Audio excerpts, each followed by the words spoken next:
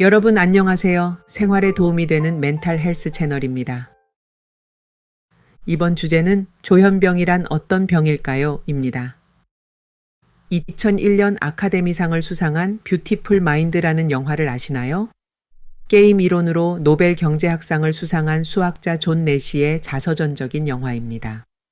영화는 내시 박사의 시점으로 그려져 있지만 영화 중반에 그것들이 모두 환각이었다는 것을 알고 우리는 놀라게 됩니다.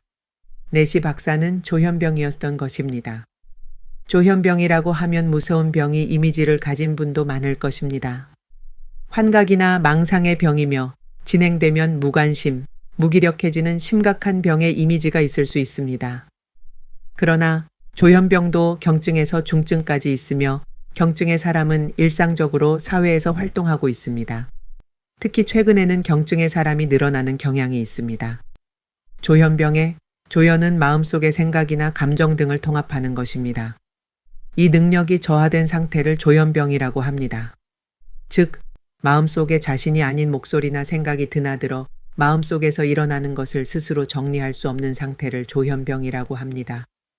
조현병의 환각은 무엇인가 보이는 환시보다 들려오는 환청이 더 많습니다.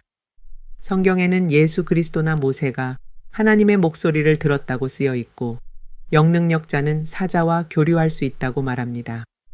이런 종교인 영능력자와 조현병의 차이점은 무엇일까요?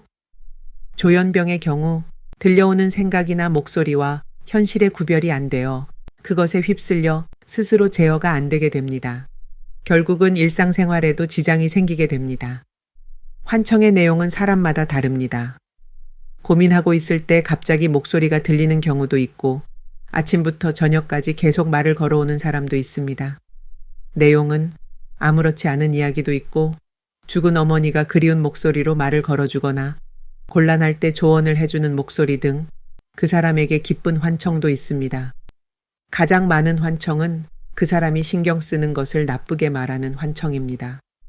예를 들어 무언가에 실패하면 너는 필요 없는 인간이다. 자신의 외모를 신경 쓰면 역겹다라고 하는 목소리 등입니다. 이런 욕설이 하루 종일 들려오면 매우 괴롭고 자살을 고려하는 등 심각한 상황에 처할 수 있습니다. 또한 환청을 현실의 목소리로 오해하고 자신의 비밀이 누군가에게 알려져 있는 것은 아닌가 하고 의심하게 됩니다. 거기서 누군가에게 감시당하고 있다거나 도청기가 설치되어 있거나 마음이 읽히고 있다는 피해 망상이 생길 수 있습니다. 조현병을 발병하는 원인은 양육 방식보다는 타고난 요소가 강하다고 합니다. 이를 연구하기 위해 조현병 쌍둥이 연구가 있습니다. 쌍둥이는 같은 환경에서 자랍니다만 일란성 쌍둥이는 유전자가 같고 이란성 쌍둥이는 유전자의 절반이 같다는 차이가 있습니다. 그래서 쌍둥이 중 한 명이 조현병이 되었을 때 다른 한 명이 어느 정도 비율로 조현병이 되었는지 조사했더니 일란성의 경우는 약 30%, 이란성의 경우는 약 10%였습니다. 여기서 통계학적으로 유전과 환경의 영향을 도출했을 때 유전의 영향은 약 70%, 환경의 영향은 약 30%라는 수치가 나왔습니다. 양육 방식보다는 타고난 영향이 2배 이상 크다는 것입니다. 조현병의 원인은 즉 충분히 알려져 있지 않습니다. 그러나 환각을 이해하기 위한 몇 가지 모델이 있습니다. 하나는 1950 몇 개월 60년대에 활발히 이루어진 감각 차단 실험입니다. 감각 차단이란 오감에 대한 자극을 최대한 적게 하는 것입니다.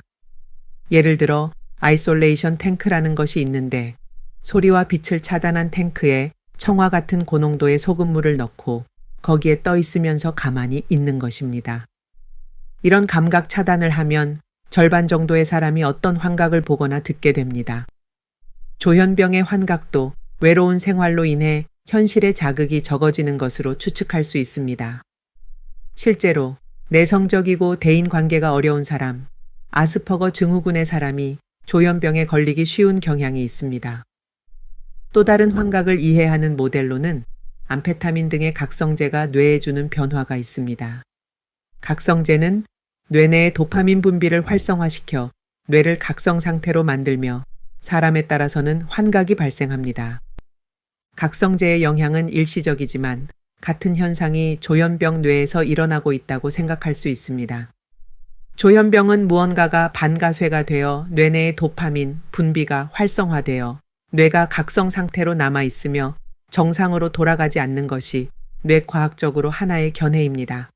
각성제로 조현병과 비슷한 상태가 만들어지면 반대로 작용하는 약을 사용하면 조현병을 치료할 수 있지 않을까 하는 생각이 듭니다. 실제로 클로르프로마진이라는 최초의 항정신병 약이 1952년에 발견되었습니다. 그 후 많은 종류의 항정신병 약이 개발되었습니다. 이들은 단순히 환각을 없애는 것뿐만 아니라 의욕이나 기분을 높이는 효과도 있어 조현병 치료에 사용되고 있습니다. 조현병은 마음의 병이지만 항정신병 약이 잘 듣는 병입니다. 먼저 약물 치료가 우선시됩니다. 오히려 마음을 깊이 탐구하는 카운슬링은 마음을 불안정하게 하고 병세를 악화시킬 위험이 있습니다. 약물 치료와 함께 진행한다면 대인 관계를 개선하는 소셜 스킬 트레이닝이 적합합니다. 이상 생활에 도움이 되는 멘탈 헬스 채널이었습니다. 영상이 좋았다면 채널 구독과 좋아요 부탁드립니다.